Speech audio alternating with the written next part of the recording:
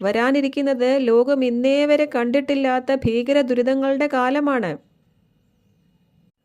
അതുകൊണ്ട് അതിനെയെല്ലാം അതിജീവിക്കുകയും ഇസ്രയേലിനെ സപ്പോർട്ട് ചെയ്യുകയും ചെയ്താൽ മാത്രമേ 1000 ആണ്ടിലേക്ക് പ്രവേശിക്കാൻ സാധിക്കുകയുള്ളൂ. ഇന്നാണ് നമുക്ക് നൽകപ്പെട്ടിരിക്കുന്ന സൗജന്യ രക്ഷാകാലം എന്ന് മനസ്സിലാക്കി ഇന്ന് തന്നെ ഈ മഹത്തായ രക്ഷയുടെ ഭാഗമാകാൻ ശ്രദ്ധിക്കുക. അത് ഇസ്രയേലിനെ റീസ്റ്റോർ ചെയ്യാൻ വേണ്ടി നിയമിച്ചിരിക്കുന്ന കാലമാണ്. അതുകൊണ്ട് ഏറ്റവും ഉന്നതവും മഹത്വവുമായ രക്ഷയുടെ ഭാഗമാകണമെങ്കിൽ ഇന്ന് തന്നെ യേശുക്രിസ്തുവിനെ രക്ഷകനും നാഥനുമായി സ്വീകരിച്ച് ക്രിസ്തുവിൻ്റെ ശരീരത്തിൻ്റെ ഭാഗമാവുക. ഇനി ഇന്നത്തെ രണ്ടാമത്തെ വിഷയത്തിലേക്ക് പോകാം. അതായത് ഇന്ന് ഇസ്രയേൽ എല്ലാ യുദ്ധങ്ങളിലും ജയിച്ചു നിൽക്കുന്ന കാഴ്ചകളാണ് നമ്മൾ കണ്ടുകൊണ്ടിരിക്കുന്നത്. എന്നാൽ അവർ തോൽക്കുന്ന കുറച്ച് ദിവസങ്ങളുണ്ട്. എപ്പോഴാണ് അവർ തോൽക്കുന്നത്?